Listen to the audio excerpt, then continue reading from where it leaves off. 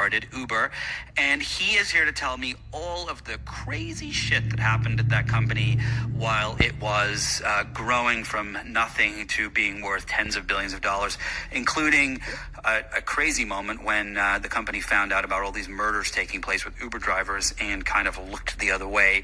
We're going to get to all of it. We're going to talk a little bit about Twitter and how I still think it's the worst experience on planet Earth, and how Mike disagrees. He has a viewpoint on that.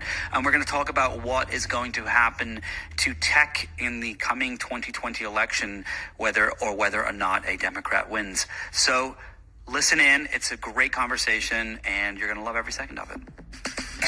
Mike, Isaac, I can't actually believe you're here right now in the flesh. This is so exciting. I feel like this has been like, a year and a half in the making? Oh my God, almost having 2. you on the show. Almost 2 years. Okay, I have so many questions. We're going to talk about your new book. We're going to talk about Uber. We're going to talk about founder worship. We're going to just get everywhere. But I want to find out, did you... I remember when I wrote the Twitter book, I thought Jack Dorsey was going to kind of send some goons to my house to have me offed. Have you shown up at your apartment yet and seen a car waiting outside with a guy in sunglasses and a fake mustache whose real name is Travis Kalanick, waiting to beat you with a metal pipe? Has that happened yet? I have not received any horses' heads delivered by Uber to my apartment quite yet. The part that I think is crazy is you wrote this book and you're still using Uber and Uber Eats. I mean, I would not be doing it. I would be terrified that someone was going to spit in my food or something worse than that. You know, in back in 2017, when I was reporting on the crazy year that they had, and the building was just sort of on fire and all this stuff, a lot of my sources actually did, they said, look, don't, take this app off your phone, delete the contact list from our servers, that they, my people were probably, if not as paranoid as I was, more paranoid than me, just because it's a surveillance based app. They know where you are at all times, when you're using it and when you're not, for a time, at least they knew when you weren't for a little bit. So yeah, there was a period where I definitely was off Uber, but maybe I'm slacking in my old age. So let's jump into the story. So, as a tech journalist covering Silicon Valley, it seems like you have the pick of the litter of which tech company. They're all going to do something terrible and just vile and awful, and the CEOs are all going to be jerks and whatnot. Not all, but mostly. What made you decide all right, this is the one that I'm going to make into a book? Yeah, totally. It's you and I have known each other for years now, and I've always sort of thought about doing a book, but never found the right thing or moment or whatever. But I think Uber's sort of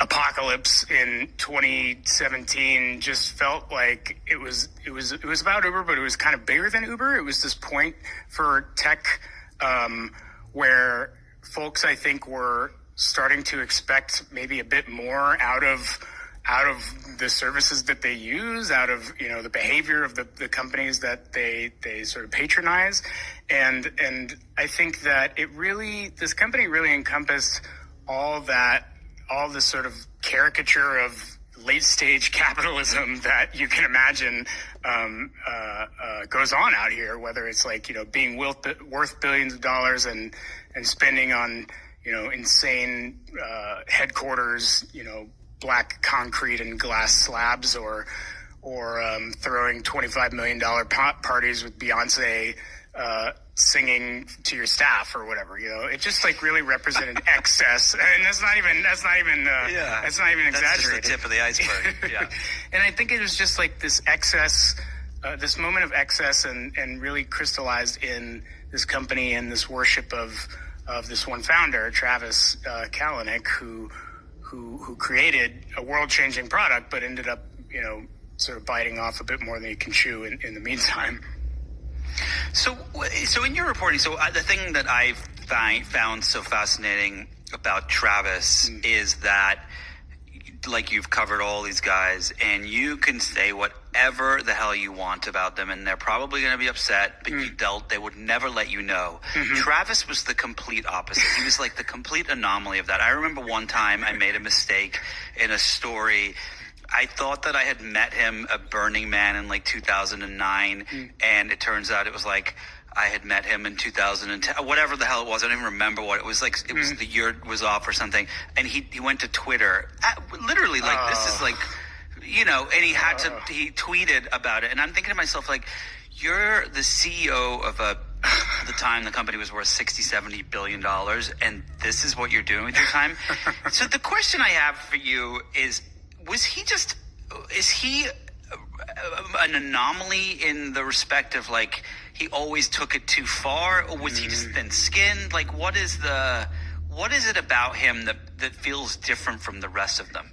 I think that's you would imagine that someone that was a multi-billionaire could let like little spats like that go, but maybe some folks I've spoken to have wondered maybe his inability to let these fights go or let things sort of like get beyond him. Maybe that was a strength in some areas of his life, right? Like you can remember back in 2014, 15, when it was just mainly them versus Lyft in the United States, and he was just murdering Lyft up and down, and his idea of winning wasn't just okay, we're gonna best our competitor.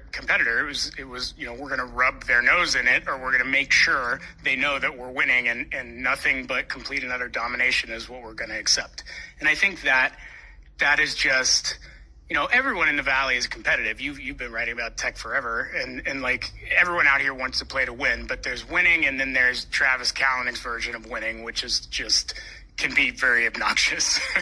And maybe that served him and the company for the first 5-7 years of its existence. But I think there got to a point where, as a leader, you have to maybe realize that you're big, you've won, or you've at least come out on top, and perhaps you don't have to sort of go to the mattresses for every fight, or you don't have to sort of rub someone's nose in it, or whatever, and I don't know if he's capable of understanding that. I think other leaders that might be more mature or able to grow with their companies have been able to do that, and I'm just not. I haven't seen that in him so far, or at least when he was at Uber.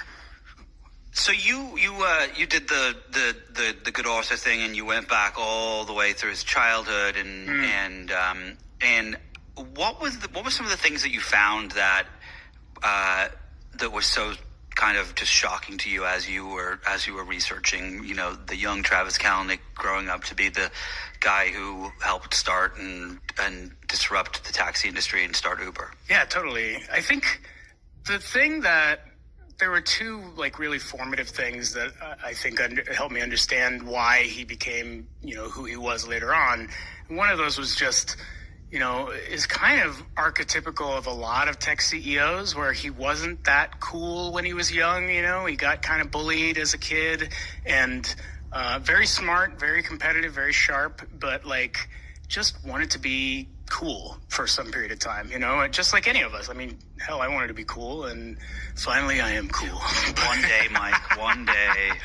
Maybe I'll be cool. Keep trying. Just tell me when I'm cool. But I think it's a really human thing to like want to be that. And that's really where later on, when you get these, we would see these tweets of his like ballin' and like going to a club or making it rain, or all this sort of like very caricaturish, Wolf of Wall Street-esque version of what it means to be cool as a founder or a CEO. I think that was what he envisioned, but I don't think that, unlike some of us who are, I'm not as fortunate to be as naturally cool as Nick Bilton, but I will say, like, some folks have to try a bit harder, and I think that really it gave me some level of weird sympathy for him, and that's what really informed some of the decisions he made later on. And then I think the other thing, just outside of that, is he was betrayed multiple times early on in his career. He's a serial entrepreneur,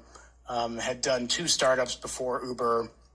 And one of his early backers, Mike Ovitz, the super agent from the days of yore in LA, was someone who supported his file sharing startup from the beginning, this app called Scour, and ended up turning on him and actually letting Travis and his company get sued into oblivion while Ovitz ended up making out okay and saving face. And I think it really informed Travis's worldview later on, where you can't trust your friends, you can't trust your VCs. There's no one has your back, and you need to protect yourself at all costs. And that was a lesson he carried well into his Uber days.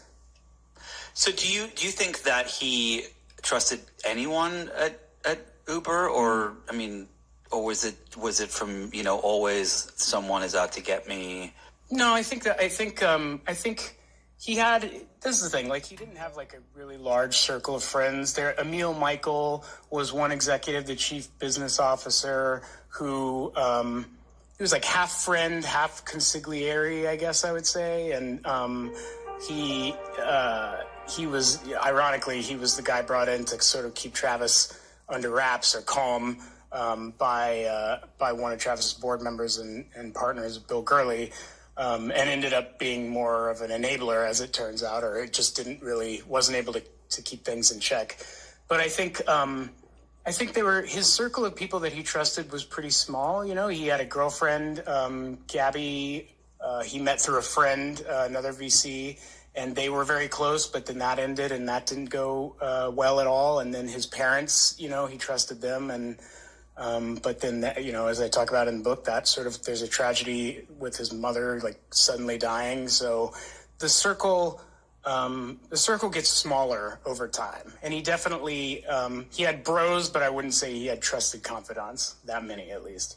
So one of the things that I find so fascinating about the book is that, when you think about Jack Dorsey, he was kind of like this young feminist, for like legitimate feminist, kind of hippie guy. Mm-hmm. Like Mark Zuckerberg was kind of like, studying like Roman emperors and trying to figure out how he could be the next one. Mm. What's so different about Travis that you detail in the book so perfectly well, and the title, really wraps up perfectly, is that he was like a bro, like he was like a legit, a legit bro. And there's the part in the beginning of the book where you talk about he kind of copies this, and I'll let you tell the story, but he kind of copies this Amazon culture, and he does it with the bro thing. And a lot of the people in the audience at this event can't tell if it's a joke or if it's real. It's like almost like an SNL skit where you're like, is this for real?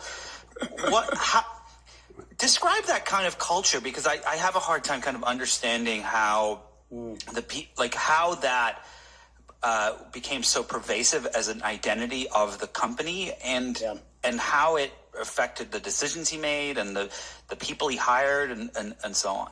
No, totally. I think I think there's just like a real lack of self-awareness from the very beginning from a lot of these guys that, fortunately some of the employees at Uber had. But to what you're talking about, I zoom in on one of the early scenes in the book.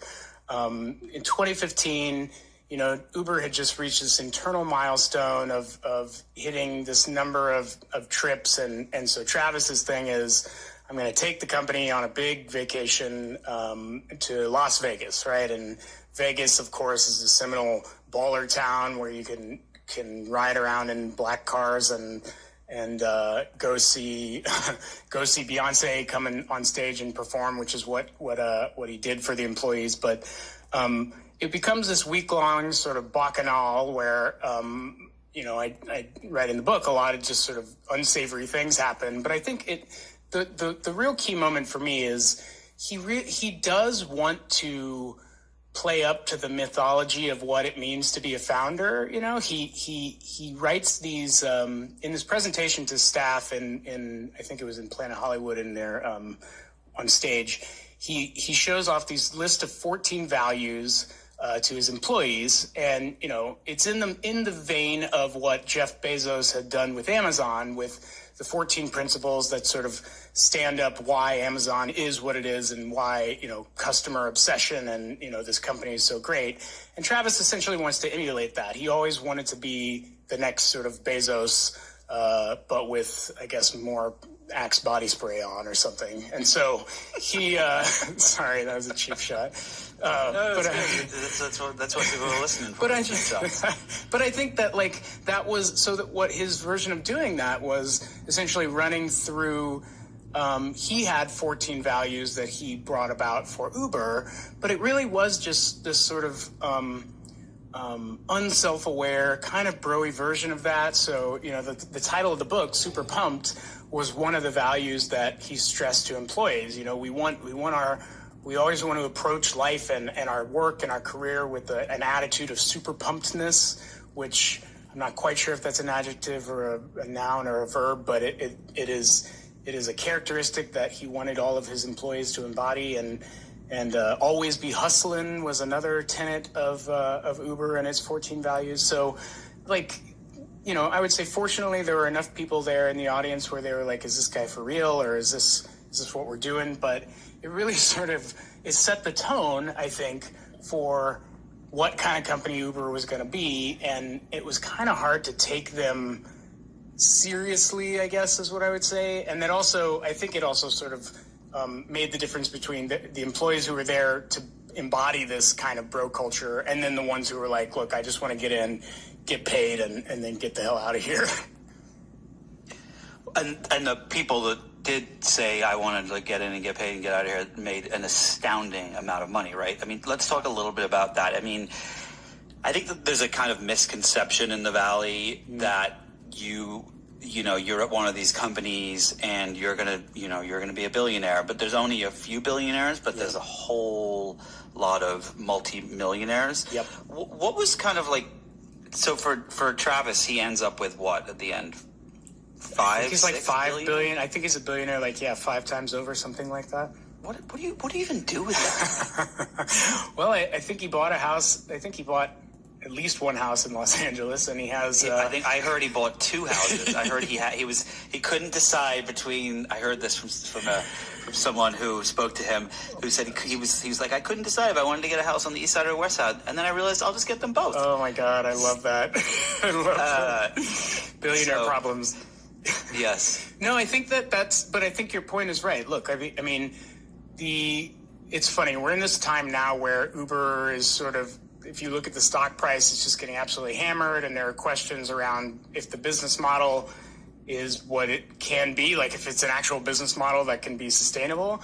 But early on, anyone who had the foresight enough, or frankly, the luck enough to invest in Uber in the first few years of its existence, or go work for Uber in the first few years of its existence, is made out with more money than God at this point, right? The early backers, you could argue Benchmark Capital, the one of the firms invested in Uber, made one of the greatest venture investments of all time, multiplied, I don't know, dozens of times over, if not hundreds.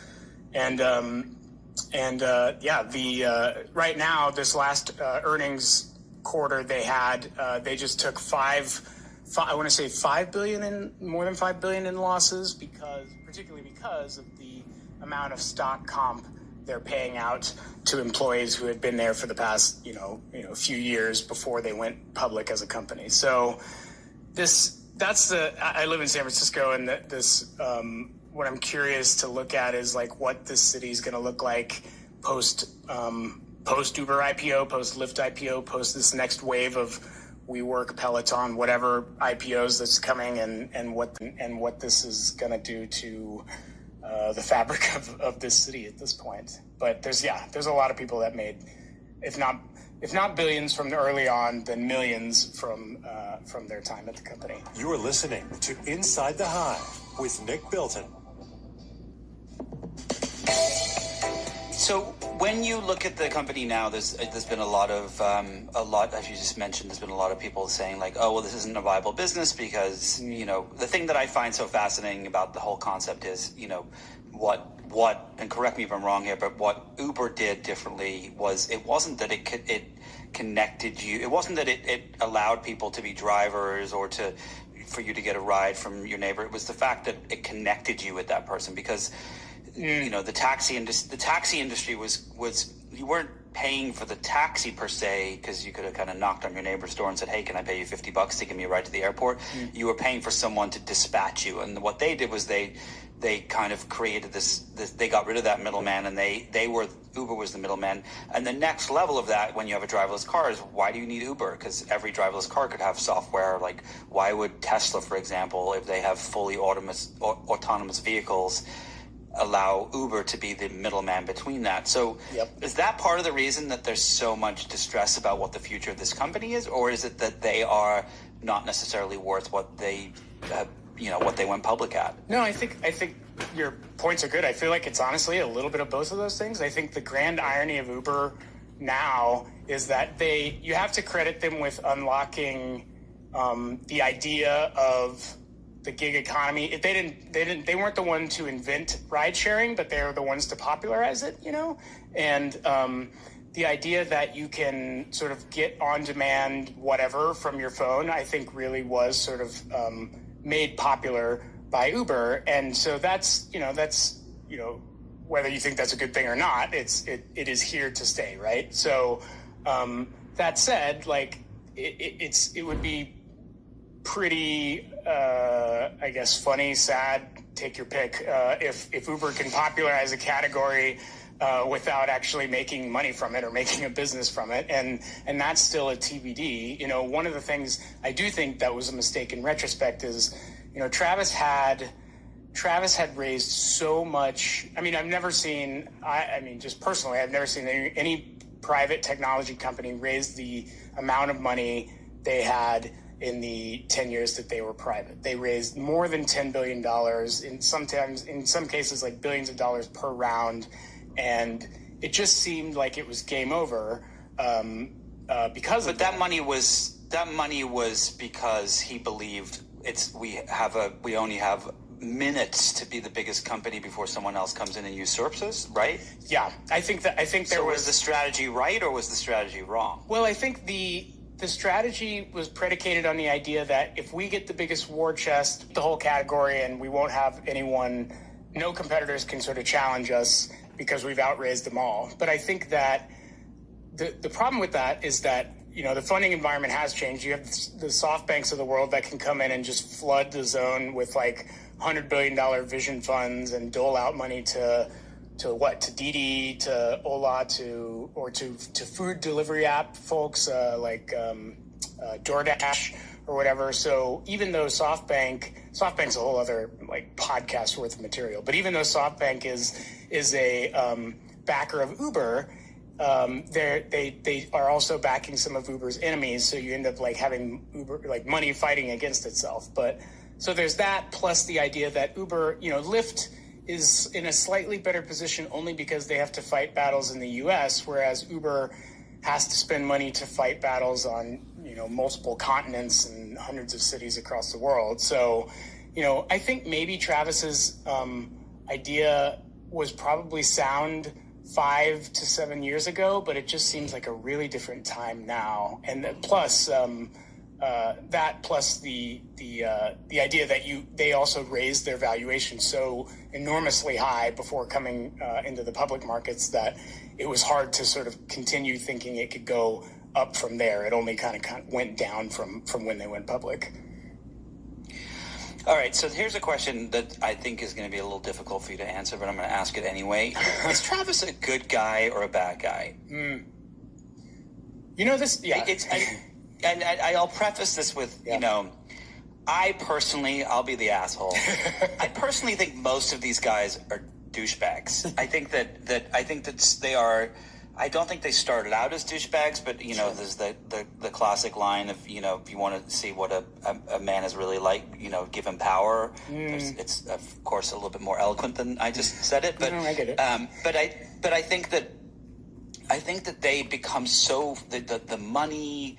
I remember when I was doing the Twitter book, and I remember I said to Biz Stone, who was the co-founder, and I said, what does money do to you? Does it change you? And he said, no, I don't really believe that money changes anyone. I think it just puts a magnifying glass on the aspects of you that are already there. So if you're a really good person, you'll be a better person. You'll give more money away. You'll try to help more people. If you're an egotist, you'll be more egotistical. If you whatever it is, if you want power, you'll want more power. And I look at Travis, and I genuinely I can't tell. He doesn't seem like the greatest person. Like it seems like he's got some real issues going on there. Yep. But I'm curious, as someone who lived in who he moved into your head for a couple of years as you were writing this book, like, what do you think?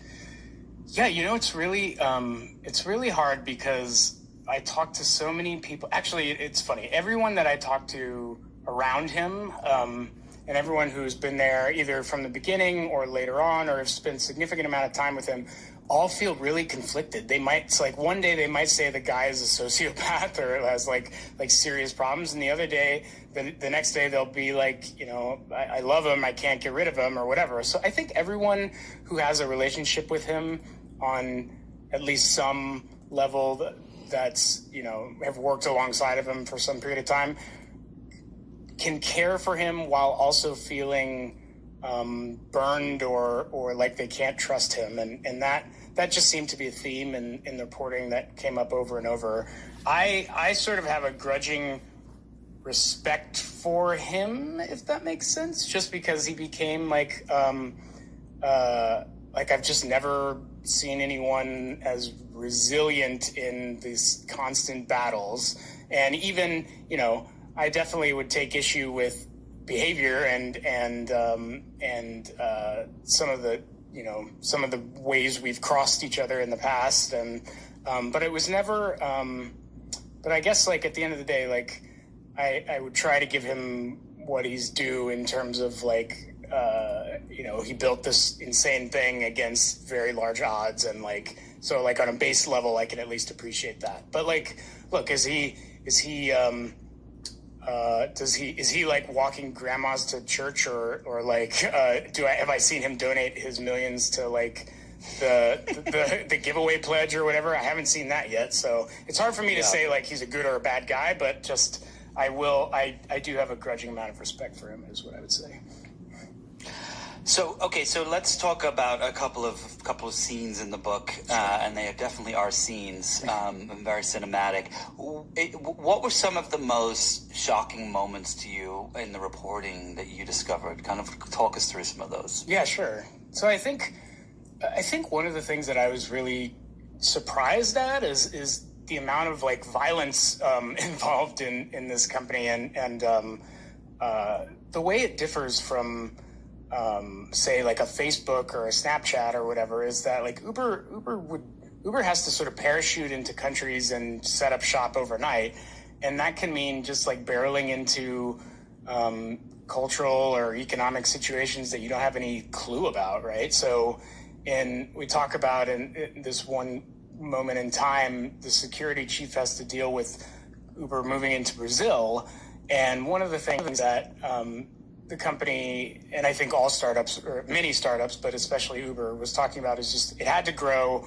or if you're not growing, you're dying. Your company has to grow, and so they were growing as fast as they could in Brazil when they parachuted in there. But meanwhile, like this, the country's in the middle of economic turmoil, humongous recession, unemployment was skyrocketing, and they're having these drivers, Uber drivers, carry all cash to service customers as drivers. So all of a sudden they start getting this rash of riders who are using fake identities to sign up and essentially rob and start killing Uber drivers in Brazil, and that you have a string of more than a dozen murders over months in Brazil because of the lack of safeguards and identity checks in the rider sign up version of the app. And they recognized this and took a significant amount of time to change until they fixed that. And it's really disturbed me that was allowed to happen, I guess.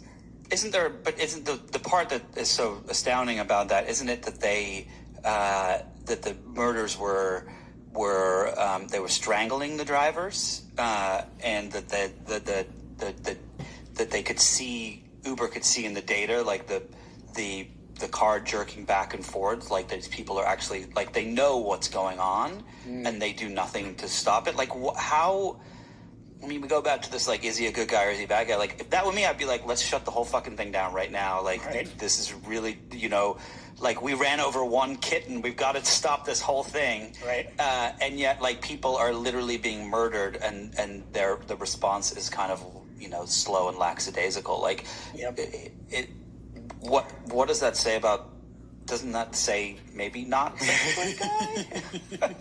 No, I think, well, like, to your point, I think there's, like, what is it? There's, like, maybe it's a sociologist, this, like, the trolley problem, right? Like, there's this sort of greater good idea that they're doing something in service of the greater good. So once we, or when Elon Musk had the problem with self-driving sort of malfunctioning, right? Like, the statement wasn't immediately like, we're sorry, this is horrible, we're doing everything we can. It was essentially like, this is going to happen, but we're on the way to progress, right? And I think that mentality is very prevalent out here, right? I think, and if you're looking at it through a very cold, hard, rational lens, you can understand, well, where they say, like, well, once we get to ubiquity in these countries, then it will be worth it or whatever. But I think, to your point, most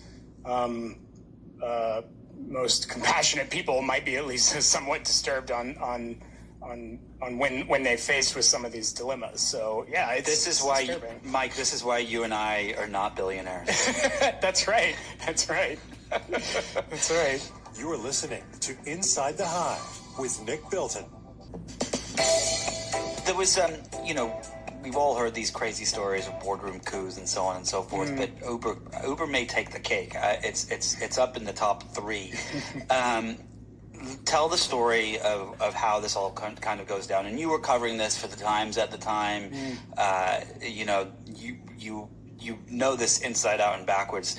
Can you set the stage and kind of tell us this crazy moment? Yeah. So I think the real crux of it comes down to, Uber's 2017, they suffer sort of blow after blow, whether, Susan Fowler, an ex-employee, sending an internal memo, like blowing the whistle on internal harassment, or, there was multiple DOJ investigations based on a number of incidents that were uncovered by reporting by members of the press, or was it a lawsuit from Waymo against Uber for, them accusing them of theft of trade secrets and their property, intellectual property. It was just one thing after another. So by the summer of 2017, a cabal of investors, early backers on Uber, had said, this is enough. Travis is now a liability and we need to remove him. So Travis is essentially blindsided at a hotel in Chicago, and I get into pretty granular detail about this in the book. But it's this real. I think the crux of the book is kind of probably the tragedy of Travis is that, like, he's kind of proven right. Like all of his suspicions of venture capitalists betraying him end up coming true, and call it a self-fulfilling prophecy or just sort of like a crazy turn of events or whatever, but he's ultimately felled by folks that were his backers and close to him, and folks that he didn't think he could ever trust in the first place. It's very dramatic, and it was the most insane thing I've ever reported on. Do you think that there's always these questions, and this happened, Twitter Jack Dorsey came back 3 times, even though he was ousted in a very dramatic way, and then came back to oust his co-founder. Yeah, that was great. Another great dramatic board moment. But he pulled it off. Like, he legitimately he didn't give up. And I would say Jack Dorsey is not as aggressive as, not even remotely as aggressive as Travis Kalanick. I don't think I've actually ever covered a CEO as aggressive as Travis. But that said, do you think that Travis is going to, plan a coup to come back and overthrow Dara and take over the company again? And that it would make for a really good story. I think right now, I think he's smart enough to keep his head down. And right now he's working on a startup that has to do with food delivery and dark kitchens, cloud kitchens is what it's called. But it's still like sort of symbiotically attached to Uber. And I think that worries folks that are still at the company inside of Uber. Like, okay, well, our ousted former boss is still kind of in the space. And this funny thing that's happening right now, Dara Khosrowshahi, the current CEO, is under a lot of pressure. The stock is in the toilet. Employees are some employees are, I would say, to be fair to Dara, like a lot of employees are happy the building isn't on fire and things have calmed down. But there's also a meme now that's very interesting where there's a longing for the fire that Uber had from its earlier days, right? And this sort of aggressiveness and energy. And it's crazy to me to think that people would want or maybe long for a return of the king, return of Travis to come back to his company as a wayward founder. But that meme exists out there. And so I don't know if it's possible just in terms of how the stock and structure is set up and everything, but, I wouldn't rule it out. Well, once you get, those same people that ousted Travis, if their net worth starts to drop by a comma, they will be probably more than happy to help, pull off a Trojan horse. I mean, the thing that was so fascinating with Dorsey was, when he got kicked out, he went off, he started Square, and his first attempt to try to come back was to have Twitter buy Square and then him come in as CEO. It didn't work out that way, so he figured out another way to do it. But you could totally imagine Travis pulling something like this off. Have you? You got to write a sequel, Travis. You got to write a Twitter book sequel. I am so done writing long books about rich white men who have issues because they were picked on and given a wedgie in high school. I'm done with that part of my life. Have you heard from Travis or heard through anyone from him? Has he read the book? I do not. I hope he reads the book. We have not spoken. I know that he was not looking forward to this. Didn't want it to happen. And look, I don't think he ever really wanted me to do a book on this, and maybe he probably didn't think it was going to happen at some point just because I went away for a year and a half to do it, and maybe I forgot about it or I just flaked out. But I don't know. I hope he reads it. I do think that just through other people who have talked to him that I've talked to, 2017 was the hardest period of the guy's life, and I think it's hard for him to go through this again with this book coming out and sort of the headlines, my excerpts and in Vanity Fair, it just sort of details the gnarliest points in his life. So I imagine he's just not happy reliving that. But I also imagine that he knows to keep his head down and just continue doing his current thing. And that's probably a safer way of maybe staging his own, if not come back at Uber, just come back personally and become a revered figure again. So keeping his head down is probably a smart way to go. But to become to make a comeback and become a public figure again and start, speaking on stages and doing talks and whatnot, would require him to kind of let go of some of his animosity towards a lot of people. I mean, I told you this story. I haven't told this story publicly, but I'll tell it now. I met Travis 10 years ago. I may get the date wrong. Don't tweet at me.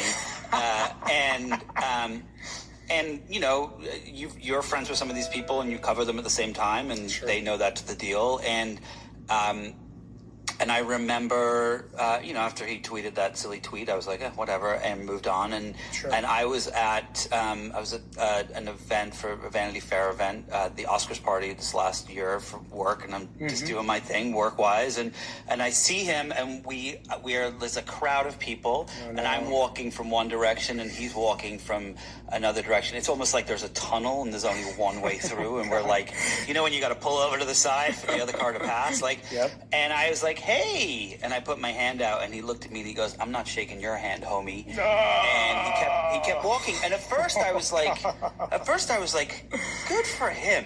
You know what? Like what a baller that he's gonna be like, you know what? I don't like the things you wrote about me or said about me. I'm not gonna pretend to be nice to you. And at first I literally was like that was amazing. like pat on the back. And then I bumped into a mutual friend of ours, and I just at the party, and I told him what happened, and he was like, are you kidding? The guy's worth $6 billion, and you haven't written about him in 6 months, and that's how he reacts to you. Imagine how he'd react to Mike Isaac. I don't know if he would shake my hand. The point is that, I barely covered the company. I wrote about it tangentially a little bit. I haven't seen the guy in a long time. I don't imagine he's listening to this podcast. If you are, hey, Travis, call me. I love you. But the fact that he felt that way towards me, like the thousands of people higher up on that chart who've legitimately wronged him, kicked him out of his own company, talked to the press about him, talked to your book, all these these columns that have been brutal, it's like the AA. I've never gone through AA, but this is the part where you have to kind of go and knock on everyone's door and make an apology. It would take him years to get through that. I don't think he would go through that. But so I guess the question is if there is a comeback, is it a comeback as the same person, or is it a comeback as a different person? And it doesn't feel like it could be the same person if you hold that much animosity towards that many people. This is the thing and this is the sort of thing that keeps some of his friends turned enemies up at night. And the question that everyone sort of asks is can a person change? At a certain point, are you who you are, or can you change and grow after your experiences and become someone else? And I don't know. Maybe that is the tragedy of Travis. Some folks sort of say that I sound like I'm sympathetic now, but maybe that's just his hubris is that he was perfect for a very specific period of time in this company, and no longer after he reached a certain point, maybe he's not capable of changing. I don't know. And that said, some people will grow up, or he went through a lot, so I'd be happy to have him prove me wrong and come back, better than ever. But I think that's a question that still haunts a lot of people that know him or knew him in the early years.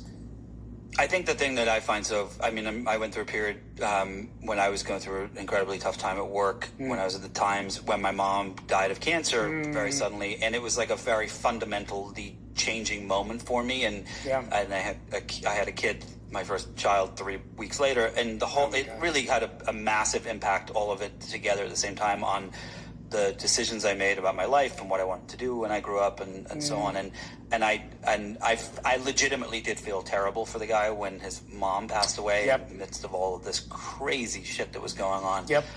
So maybe that did have an impact, and maybe that's why we haven't heard from him, because he did have some sort of change of heart, but he didn't shake my hand at the Oscars party. I'm really sad about that. You are listening to Inside the Hive with Nick Bilton. Credit card rates today are absolutely insane. They are sometimes 19% APR. There's all these things that are hidden, these fees for your card and this, that, and the other. Well, I have a solution for you called Lightstream. And right now you can get a credit card consolidation loan from my friends over at Lightstream with rates as low as 5.95% APR with autopay. That's insane. I mean, literally just Google it, look at those numbers. They are so low. You can get a loan from anywhere from $5,000 to $100,000. That means you could save thousands of dollars in interest. There's absolutely no fees, no application fees, no origination fees, none of those hidden transactions that other credit card companies give you. It's just really, truly, honestly, an amazing deal. It's called Lightstream. For my listeners this week, if you apply now, you'll get an even better interest rate, a very special rate.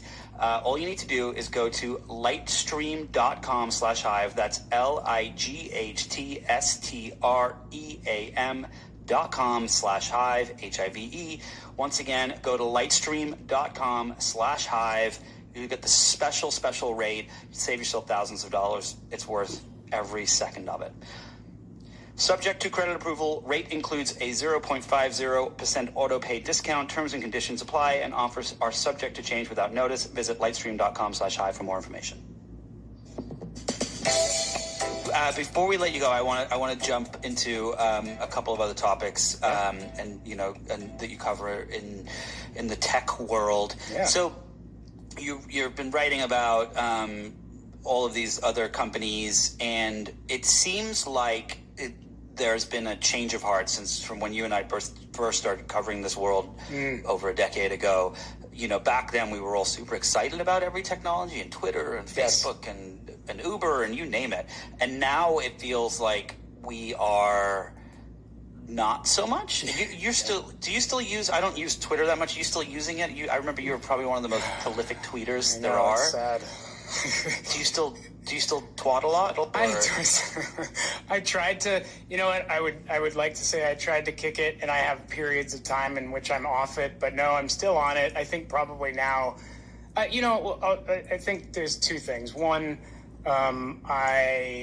it actually has been helpful in reporting, so I will say that is it. But I do think that reporters tend to over-index on that and legitimize it as their reason for being on it, and then stay on it all the time. So it's been a better version of my life when I go through periods when I don't have as much reliance on Twitter and Instagram and Facebook and whatever. So I don't think I could ever do it cold turkey. I feel like I'm just will always go through a pendulum of using these services and not, And but do you think there's going to be a larger societal pushback if my former colleague and your current colleague Farhad Manjoo was just like you. He used it all the time, and then had this moment of what am I doing? Yep. And stopped. And I don't actually know a living, breathing human being that still checks their Facebook on a regular basis. Yep. Do you think we're at the beginning of a societal change with all these technologies, specifically kind of social stuff, and or is it just like us loser people, journalists that are kind of just bored? No, I really do think, and that's actually part of why I wanted to write the book, because I think, even beyond Uber, I think we're at a point where people are more conscious of what goes into a company, of what a service does, of how not just its employees behave, but how the apps operate. And I don't think you can get away. I don't think Facebook could get away with the things it was doing 10 years ago with the level of scrutiny that's going on today, and my thesis, at least, is, reporters have, and this is, I've thought about this too, how my coverage has shaped things over time, and should I have been critical earlier, or have I been too excited for certain things, or have we been too optimistic? But I think you're absolutely right in that we're in this sort of reckoning period, if you want to call it techlash or whatever. I think there's going to be probably government actions, whether you consider them weak or strong enough, that's one thing. But I think there's going to be at least more conscious levels of legislation around how the services work and how they operate, and how much power is consolidated in some companies in the United States. And then I also think we're going to move past that into a post. It's not optimism and it's not full pessimism. It's just sort of how do we live with tech in our lives in a way that we can stomach, in a way that isn't just completely pervasive and disgusting. And that's going to be just an ongoing dance, because, unless we get nuked into oblivion, which I hope doesn't happen, tech is not going to go away anytime soon, So I think it's. Do you think that we're going to? You've covered some of the congressional hearings and so on. Yeah. Do you think that maybe it's dependent on, and I'm curious your answer to this. Maybe it's dependent on who wins in 2020. But do you think that that we are going to have some sort of regulation to stop the things that happened 10 years ago from happening today? I do. Yeah, I think it's really funny. Back when you and I were writing about Facebook and Instagram and those acquisitions, like, I don't think today, like, the FTC would not let an Instagram acquisition go through today, right? That's a good point. I think it's just really different in terms of, I think the FTC 10 years ago was just very much, I guess I would say, asleep at the wheel, or just didn't really understand the consequences of what swallowing up some of these networks would mean and how much power one can corner. And I think now they're probably going to, the jury's still out for me on whether they're going to sort of really clamp down and punish Facebook, if they're going to break them up, or just sort of levy like huge fines or whatever. I do think it will be dependent on who wins in 2020, what sort of like broader policy ideas that the winners have, and who's appointed to the FTC, and what senators are sort of up and coming. This Josh Hawley, who's a Republican, is actually sort of the anti-Republican in that he's very anti-tech in a lot of ways, but in ways that would make you think are less Republican and less free market than they usually are. So it's a very weird time, a very weird mix of free market / regulated, pro-regulation folks, and I think a lot depends on next year who takes power and what's going to be who's going to be setting the rules. Let's talk about Twitter for 1 minute. Sure. You said that we would have covered these companies differently. Like, if I'd have known what Twitter would become today, the book I wrote would have been a drastically different book, probably. Not probably, definitely. Do you think that you look at the way it has kind of allowed Donald Trump, and I know you're a New York Times reporter, so you're not allowed to have an opinion on these things. So just do the best you can. Do you think that the company should be doing more to kind of control the hate speech, if you will? That it's so fucking different from, and I'm sorry the cursing here. It is so drastically different to what it was, just like when it first started, and it seems like. It seems like the company embraces that. They do nothing to try to stop it whatsoever. It's almost like, if they see that the turmoil on there drives users to use it. And the thing that pisses me off the most about Twitter is that, people internally, the rhetoric internally as well, it's a reflection of society. It's just a technology. Bullshit. It's a reflection of society. It is a reflection of society if we all walked around with masks on so we couldn't see people's facial expressions and could only yell at each other for 14 seconds at a time, and that's it. And where we all ganged up on one person every 15 seconds. It seems like there are technological solutions to the problem of that platform, and yet they don't seem like they want to change them. Yep. How does that play out? You think is this? You're the only person I know who likes it. Literally, I don't know anyone else. No. You and I don't even think Jack Dorsey likes it. Honestly, I think it's just you. No, I do think that, to your point, I do think that they're in this weird position where, they're terrified of Republicans crying censorship. I will say Republicans have found an excellent weapon in bludgeoning Facebook and Twitter and Instagram and basically any tech company that gives a sort of speech platform with this idea of censorship. If they hammer them with any sort of rules around speech or taking down their tweets or their posts or whatever, and tech companies are much more sensitive, and one could argue maybe perhaps overly sensitive to what Republicans, it's sort of ironically overly sensitive to give Republicans more room than some people feel that should be allowed. So they've managed to sort of beat the tech companies into submission by doing that.